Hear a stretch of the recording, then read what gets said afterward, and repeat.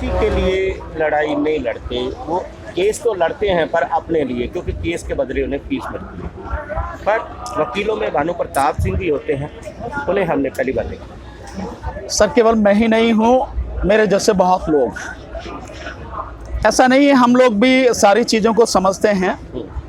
देश के सामने क्या दिक्कतें हैं, देश की जनता के सामने क्या दिक्कतें हैं, और उस समय हमारी जिम्मेदारी क्या है, हमें इस बात का एहसास है। तो केवल मैं नहीं हूँ, बहुत लोग हैं, और मैं तो पूरे विश्वास के साथ कह सकता हूँ इस आंदोलन में अगर ज़रूरत पड़ी तो देश का एक एक वकील आपके साथ में खड़ा होगा, क्योंकि ये लड़ाई केवल आप अपनी नहीं लड़ रहे हैं, ये किसानों की लड़ाई नहीं है, ये इस देश को बचाने की लड़ाई है, इस देश की जनता को बर्बाद होने से बचाने की लड़ाई है, और हम सब इसीलिए सबके साथ हैं।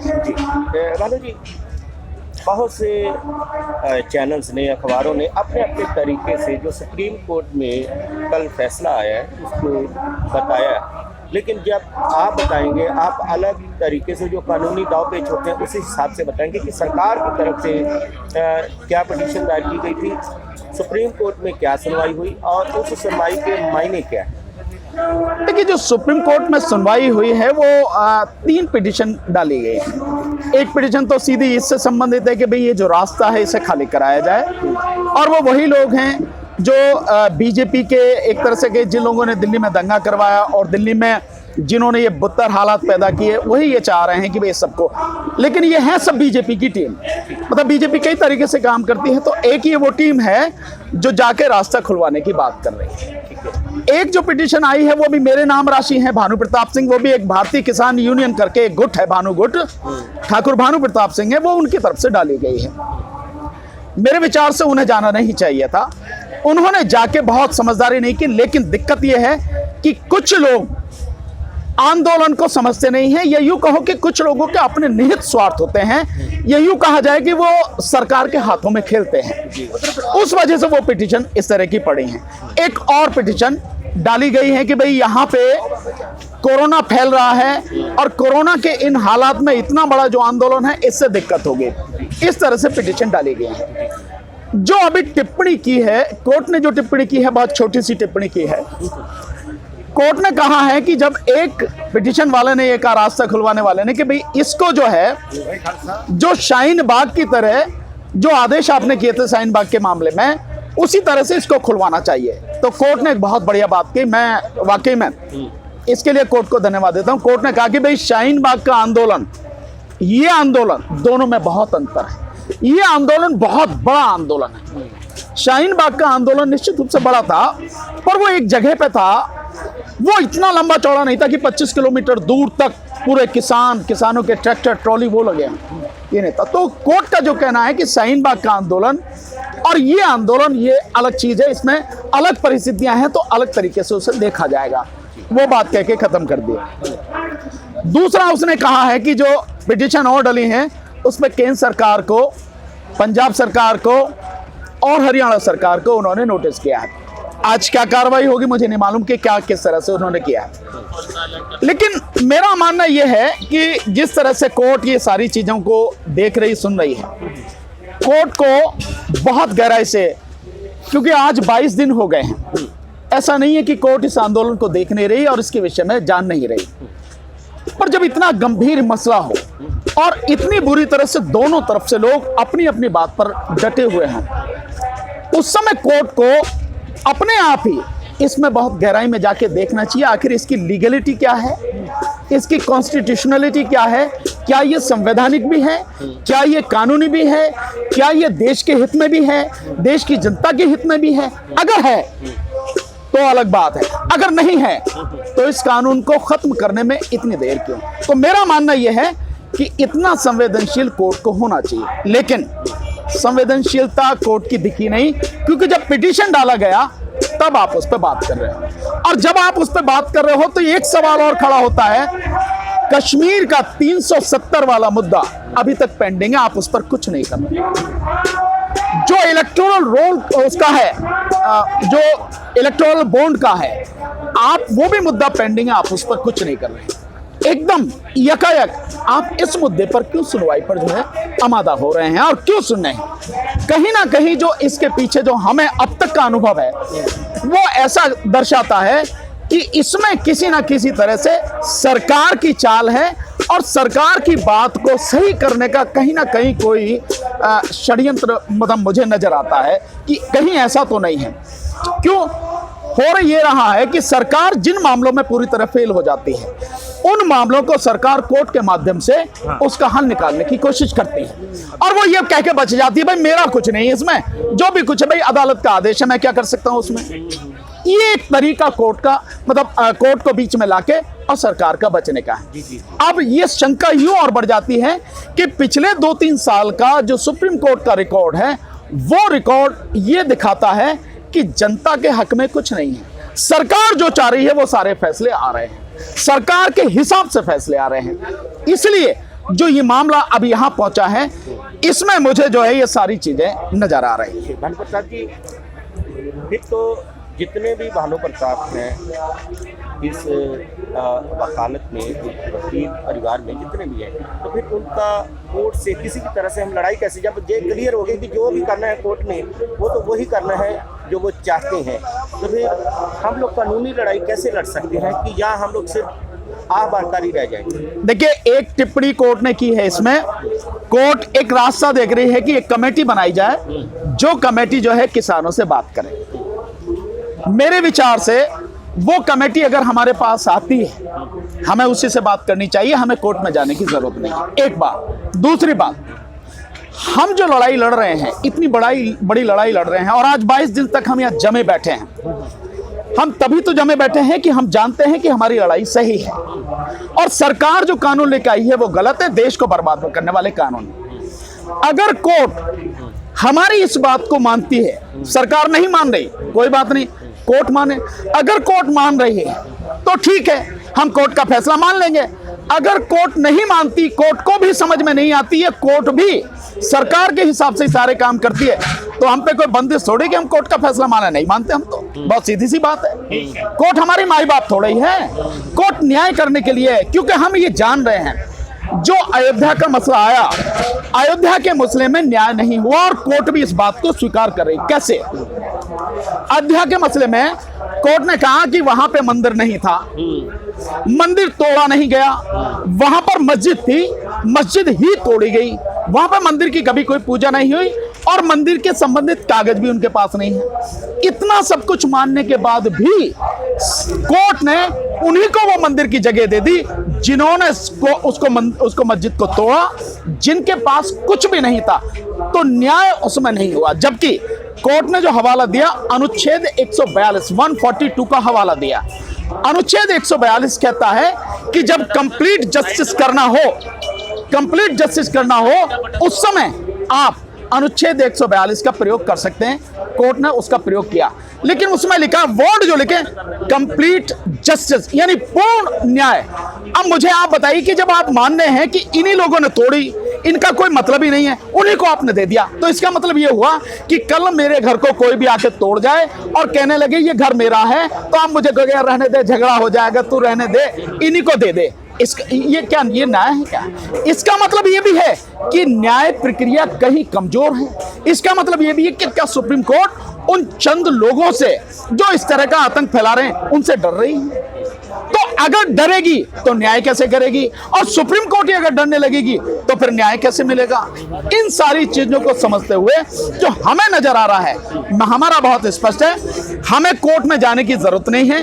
कोर्ट जिस कमेटी को नियुक्त करती है, अगर हमारे पास आती है, हमें अपना पक्ष रखना है, जो बिल्कुल हर किसी को मालूम है। कोर्ट उसे एक्सेप्ट करती है, बहुत अच्छी बात है, नहीं करती है तो हम आंदोलन पे हैं। ये बहुत सीधी बात है। ये तो बात क्लियर हो गई कि कोर्ट का इस तरह का हालात हो गया है कि सरकार की तरफ देखते हुए उनको ऐसा लग रहा है कि जैसे वो गाना था ना कि जो तुमको हो पसंद वही बात करेंगे, बिल्कुल, तुम दिन को रात कहो तो रात करेंगे। बिल्कुल, कहानी तो वैसी हो चुकी है जी। लेकिन ये जो सुप्रीम कोर्ट जाने का ये जो दाव खेला है, आखिरी दाव है ये सरकार का जी, तो वहां पर ये तो सीधा सीधा कि सुप्रीम कोर्ट का कंधा है, उसी पे रख के ये लोग बंदूक चला रहे हैं जी। लेकिन कोई ना कोई ऐसा हमें भी क्यों लग रहा है, एक शंका है कि ये जो किसान जथेबंदियां हैं उनमें भी कोई ऐसा है जो कोर्ट की तरफ जा रहा है और ये कोर्ट के उलझा के एक मामला सीधा सीधा जी जो कोर्ट करेगा हम वही करेंगे। तो ये देखिए, फिक्स मैच तो नहीं लग रहा कहीं? नहीं, देखिए मैं आपको बताता हूं कि जो जत्थेबंदियां जिन्होंने इस आंदोलन को शुरू किया है, मुझे नहीं लगता कि एक भी जत्थेबंदी उनमें से कोर्ट जा रही है और ये कह रही है कि जो कोर्ट कर देगी हम उसको स्वीकार कर लेंगे। जो लोग ये बात कह रहे हैं वो लोग कहीं ना कहीं सरकार के दलाल हैं, सरकार से मिले हुए हैं। बहुत स्पष्ट है इसमें, क्योंकि जब हमें मालूम है, देखिए ऐसे ही नहीं है सारी बातें क्यों हो रही हैं, इसका बहुत बड़ा प्रभाव है।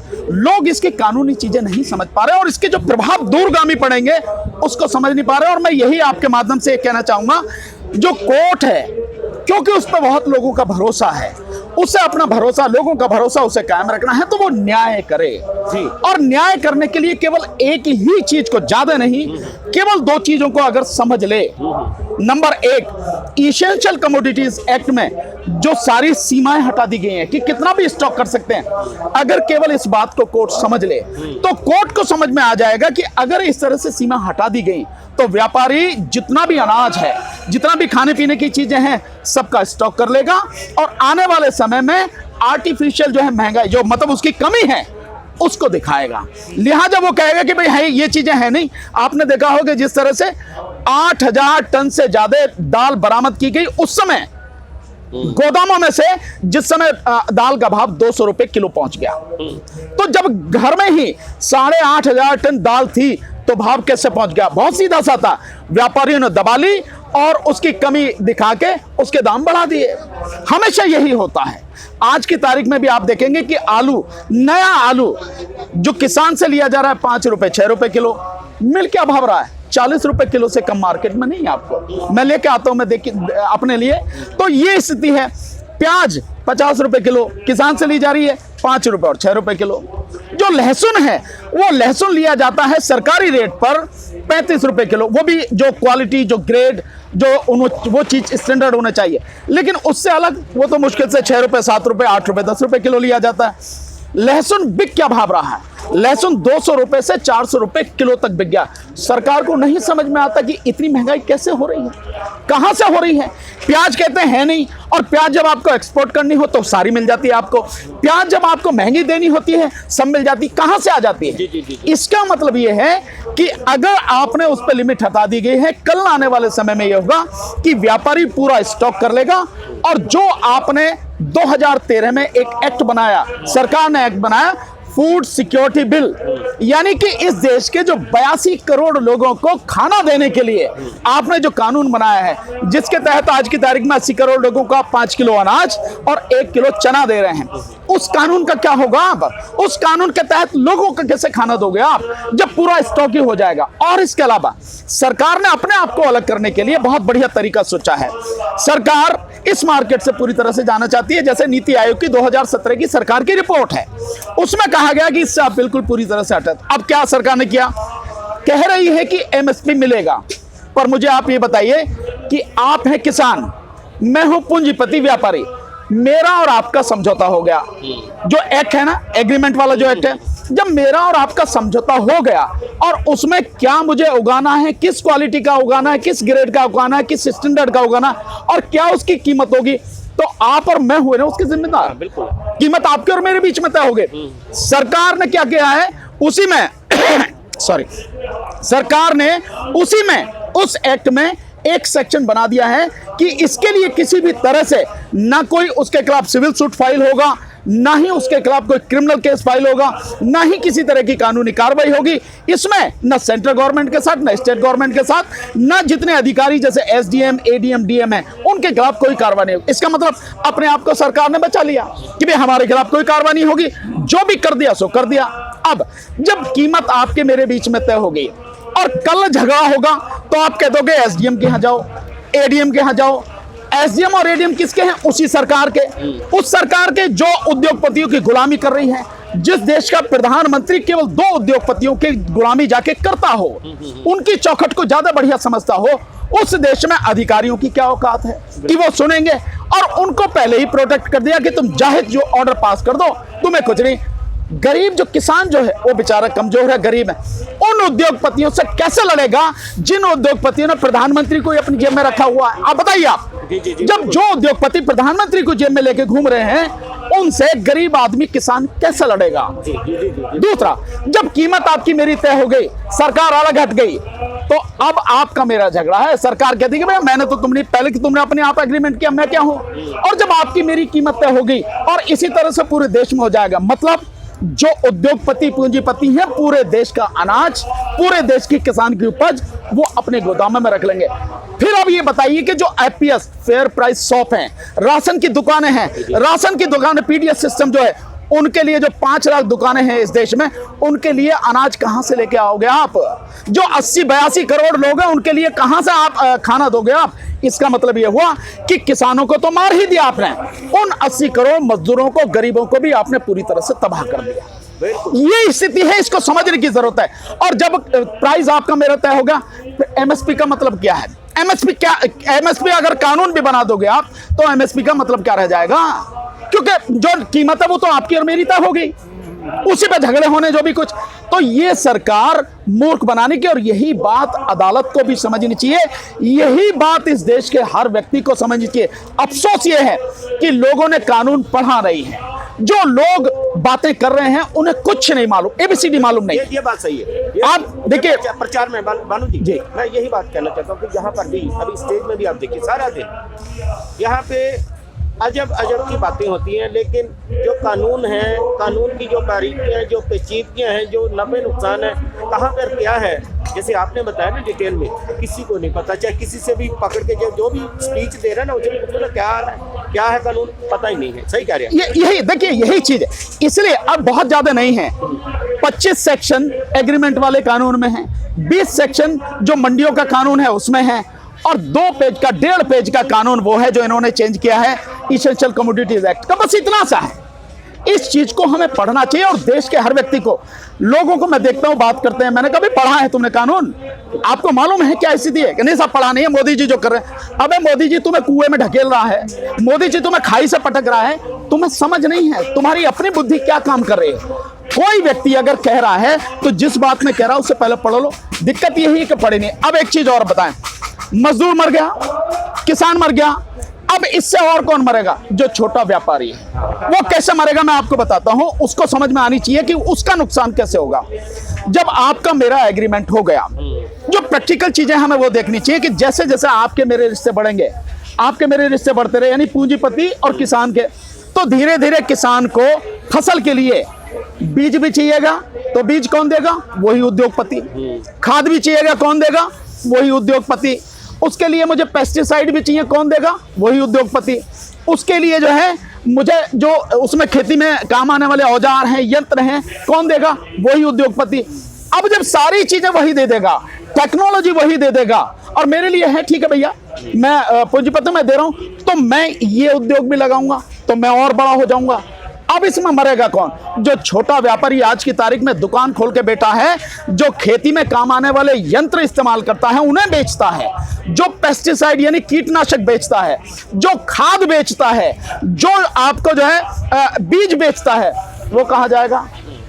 तबाह हो जाएगा पूरी तरह से। और इसका उदाहरण मैं आपको बता रहा हूं, पंजाब में कुछ जगह पे ऐसा हो रहा है, प्रैक्टिकल किया जा रहा है। वहां पे किसानों के साथ में मिलकर कुछ ऐसी हो रही है कि बाकायदा कि उसके लिए वो बीज भी वही, खाद भी वही, जो कह रहा है वो वही होगा। और ये जो सारी चीजें हैं, इससे जो नुकसान होगा, क्या इस देश का व्यापारी तबाह नहीं होगा? एक उदाहरण और समझिए, वॉलमार्ट अमेरिकन कंपनी है, वो आज की तारीख में ये कह रही है कि 2025 तक जितना हम भारत से आज निर्यात करते हैं उसका 10 गुना हम निर्यात करेंगे। तो कैसे करेंगे? क्योंकि सरकार ने स्टॉक लिमिट हटा दी, वॉलमार्ट खरीद लेगा, कर लेगा, नहीं कर लेगा।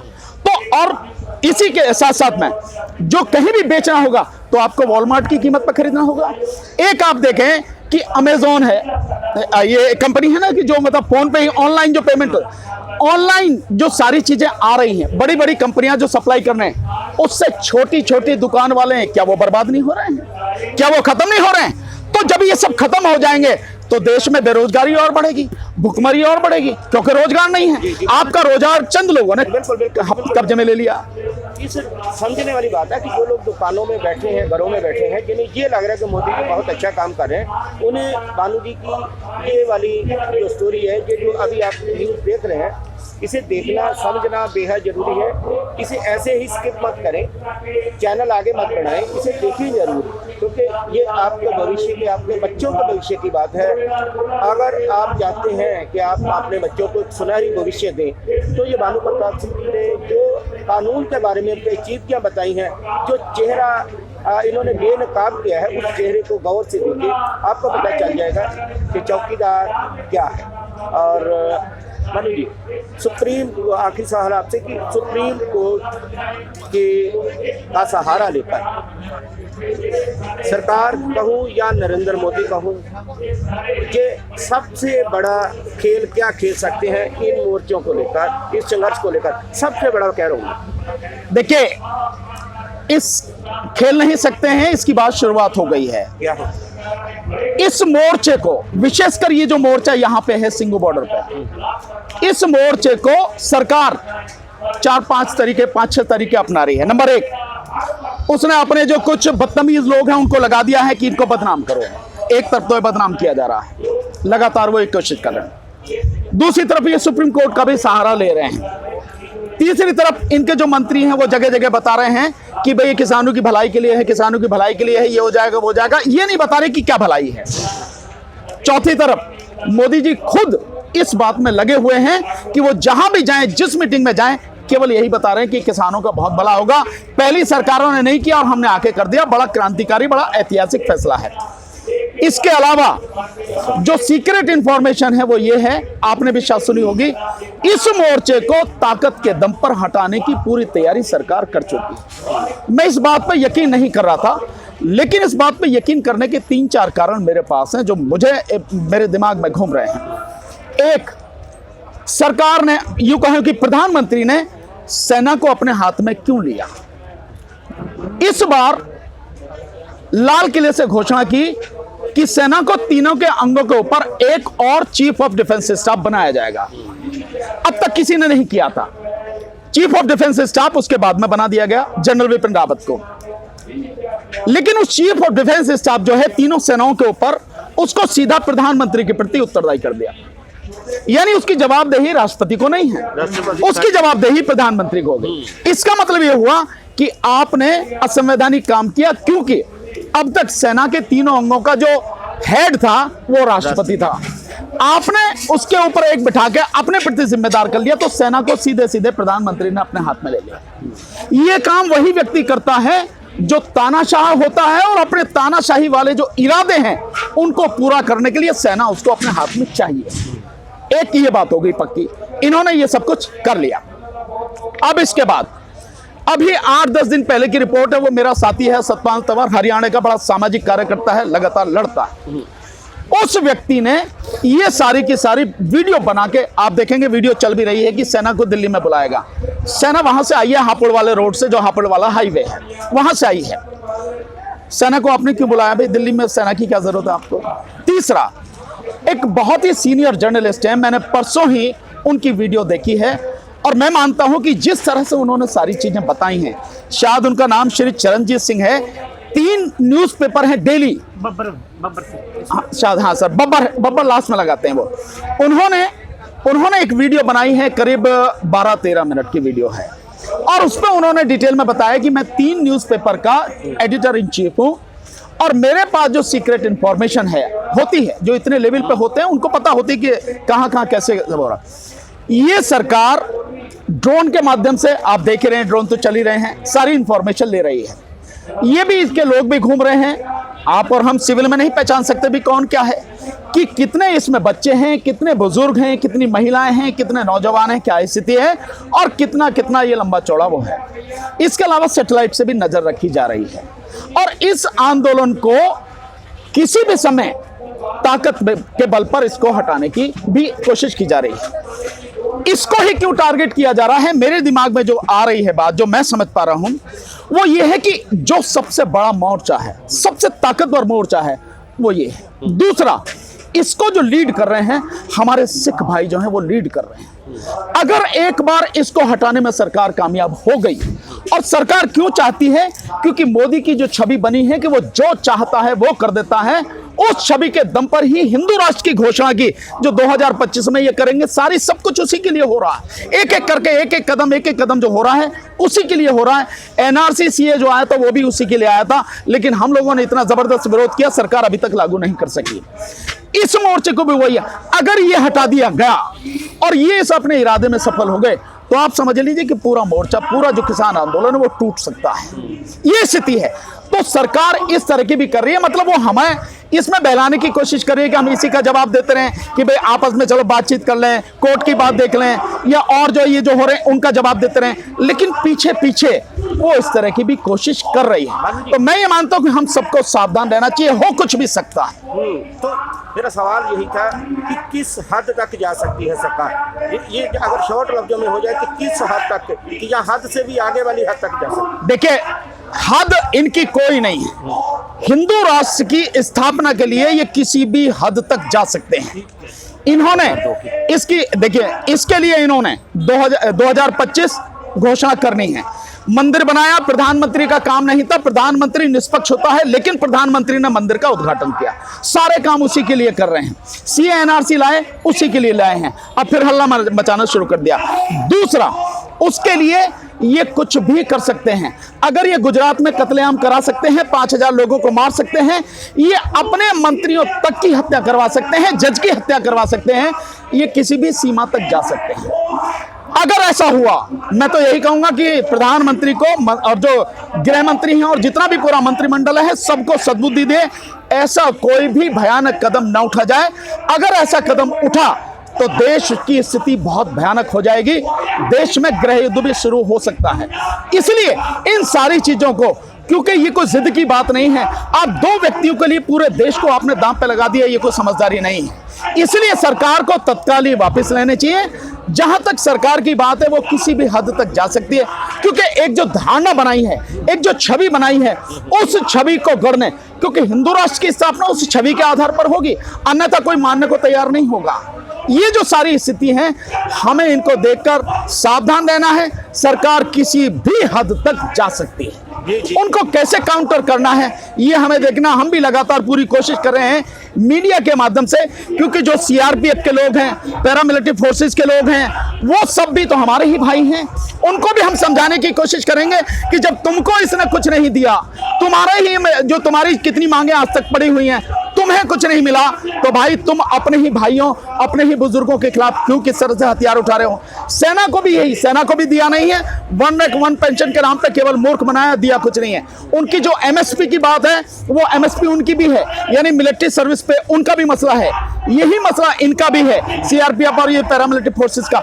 उनको जब कुछ नहीं दिया तो उन्हें भी ये समझाने की कोशिश रहेगी, भाई ये समझो कि तुम अपने भाइयों को मार रहे हो और इसलिए तुम गलत व्यक्ति का साथ दे रहे हो। बेशक वो प्रधानमंत्री हो, लेकिन वो देश को तबाह कर रहा है और तुम्हारी जिम्मेदारी देश को बचाने की है, तुम्हारी जिम्मेदारी देश को बचाने वालों को मारने की नहीं। जी, जब से सुप्रीम कोर्ट में मामला गया, सुप्रीम कोर्ट में सुनवाई हुई है, सुप्रीम कोर्ट की सुनवाई के बाद जो जिस तरह की बयानबाजी आनी शुरू हो गई है, जिस तरह से उनकी हरकतें तेज हो गई हैं, जिस तरह से बीजेपी में गतिविधियां तेज हो गई हैं, पंजाब में उनके जितने भी बीजेपी के नेता हैं, उनकी जुबानों से उनके किसानों के लिए कोई भी ऐसा शब्द नहीं निकला जो उनके हक में हो।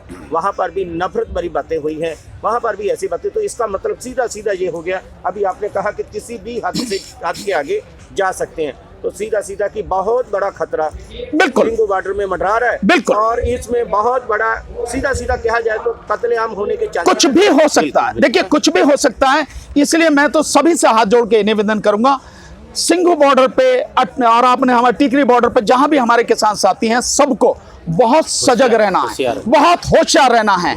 इनकी नजर में देखिए, जो व्यक्ति जो है ना, जिसके सत्ता की हवस, जिसकी मतलब बिल्कुल सारी सीमाएं तोड़ चुकी हो, वो कहीं भी कितनी भी हद तक जा सकता है।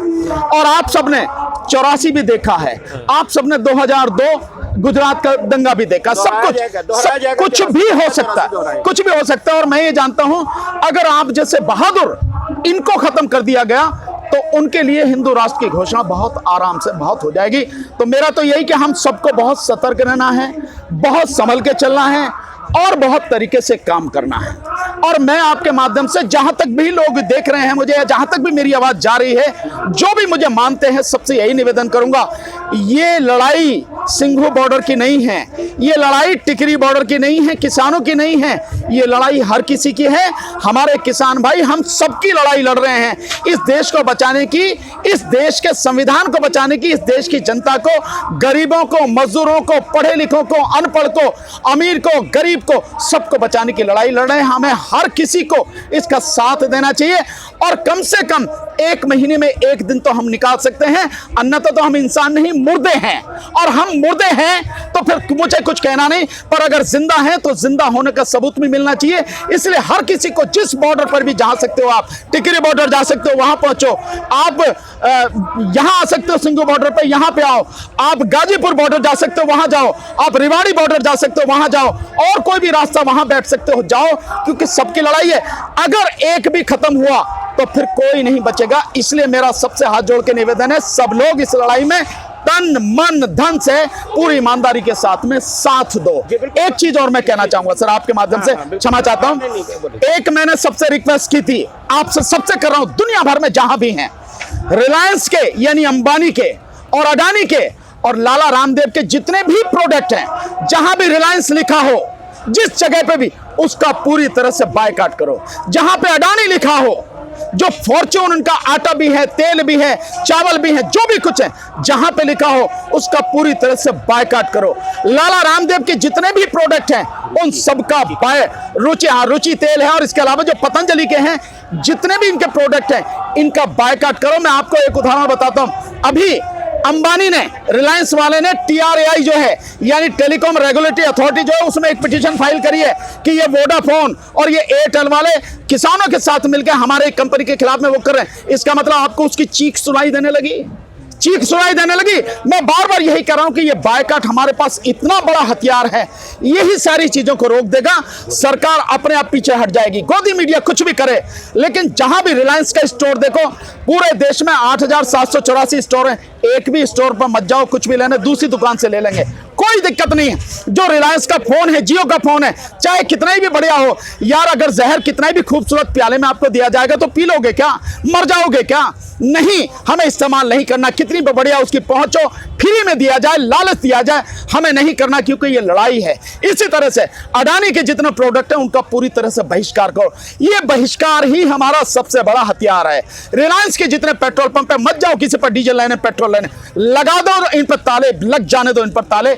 यही मेरा सबसे निवेदन है, पूरी दुनिया में है। यही एक चीज आप घर में बैठे बैठे भी हमारा साथ दे सकते हो। यहां नहीं आ सकते, कोई बात नहीं, पैसा नहीं दे सकते मत दो, कोई दिक्कत नहीं है, लेकिन जहां भी हो इनका पूरी तरह से बहिष्कार करो, पूरी तरह से बायकॉट करो। हमारे लिए यही एक बहुत बड़ा आपका योगदान होगा। भानु जी, जो आखिरी सवाल एक खतरे की बड़ी घंटी है, वही आपसे पूछ के इसके बाद में, अभी आपने 2025 में बताया कि हिंदू राष्ट्र का मुद्दा था, उसी का ये सारा खेल खेला जा रहा है, और उसके बाद ये जो 2025 है, हिंदू राष्ट्र में अगर कोई रुकावट बना है तो वो सीधा सीधा क्लियर हो गया कि वो ये सिख हैं, किसान आंदोलन। हाँ, जो किसान आंदोलन है उसमें चेहरे मुहरे सिख आ गए कि इन लोगों ने हमारे रास्ते में रुकावट खड़ी की है।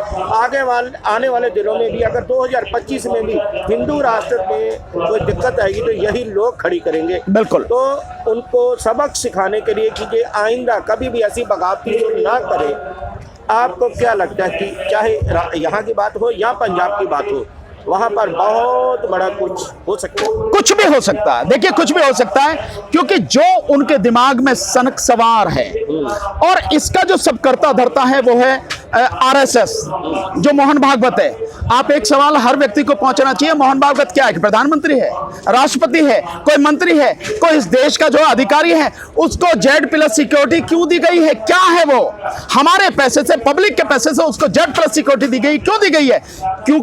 क्योंकि वो इनका सबका बाप है, वो मोदी का भी और इसका भी, जो ये जो गृह मंत्री है, इनका सबका बाप है। ये सब प्यादे हैं, उसके कहने पर चल रहे हैं, तो उसको दी गई है। और उनका एजेंडा है कि 2025 में 100 साल पूरे हो जाएंगे RSS के, इसलिए 2025 में हिंदू राष्ट्र की घोषणा हो। इसीलिए मैं आपकी इसके और चीजें बता रहा हूं। इन्होंने संविधान पर, जो संविधान की मूल प्रति है, उस पर भी जो फोटो थे, उन फोटो को भी बदल के रामायण वगैरह के फोटो लगा दिए हैं, जिसको इन्होंने ये जो आपका ये क्या है रविशंकर प्रसाद जो लॉ मिनिस्टर है उसने उसका प्रदर्शन किया था 1 साल पहले। दूसरा, जो सुप्रीम कोर्ट का चिन्ह है, सुप्रीम कोर्ट का चिन्ह बदल दिया गया और उसके नीचे जो सत्यमेव जयते लिखा हुआ था वो बदल दिया गया है, अब उसकी जगह वो दूसरा हो गया। ठीक प्रधानमंत्री जब एक मंदिर का उद्घाटन कर रहे हैं, शिलान्यास कर रहे हैं और सब कुछ उसी के लिए कर रहे हैं और मंदिर बनाने के लिए उन्होंने सुप्रीम कोर्ट तक कभी इस्तेमाल कर लिया, तो आप समझ सकते हैं कि सारी स्थिति क्या है।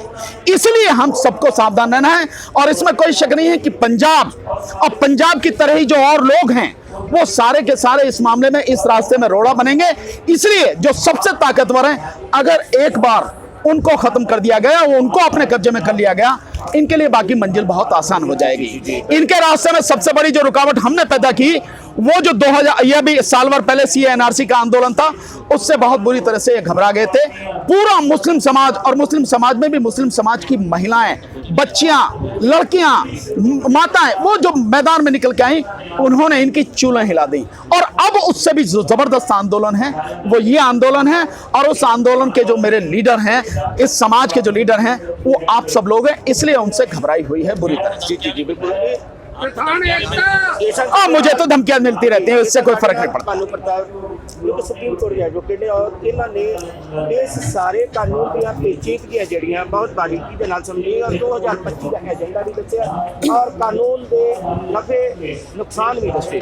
इसका नुकसान किमें है, देश किमें भुखमरी की कगार से चला जाएगा, देश के बीच किमें हाहाकार मचेगी, इस तरह पूरा देश बेरोजगार हो जाएगा, चंद को पूंजीपतियों का किमें गुलाम हो जाएगा, वो बारे भानु प्रताप जी ने और खास करके कि जो सब तो बड़ी गल दसी है वो यही दसी है कि हुण एक जिद पकाउण वास्ते एक हठ जो कि हठ राज कर रहा है, वो अपना हठ पकाउण के लिए सुप्रीम कोर्ट का सहारा लैके किसी भी हद तक, किसी भी मौके, किसी भी रात को जो सिंघू बॉर्डर है जो उसमें अखा रड़क रहा है, क्योंकि सिंघू बॉर्डर पे बैठे हुए किसान बेशक वक्-वक् स्टेटां तो आए ने, तो उन्होंने वो जेतू रथ है जिहड़ा वो हिंदू राष्ट्र वाल नूं वध रहा सी, ਉਹਦੀਆਂ ਕਿਤੇ ਨਾ ਕਿਤੇ ਜਿਹੜੇ ਉਹ ਰੱਥ ਹੈ ਉਹਨੂੰ ਰੋਕ ਲਿਆ, तो ਉਹ ਬਰਦਾਸ਼ਤ ਨਹੀਂ ਕਰ ਪਾ ਰਿਹਾ। ਔਰ ਆਉਣ ਵਾਲੇ ਸਮੇਂ ਦੇ ਵਿੱਚ ਇਹਨਾਂ ਨੂੰ ਸਬਕ ਸਿਖਾਉਣ ਦੇ ਲਈ ਤਾਂ ਕਿ ਆਇੰਦਾ ਕਦੀ ਵੀ ਕੋਈ ਉਹਦੇ ਰਸਤੇ 'ਚ ਰੋੜਾ ਨਾ ਬੜੇ, ਉਹਦੇ ਹੁਕਮ ਅਦੂਲੀ ਨਾ ਕੋਈ करे और ਉਹਦੀ हर एक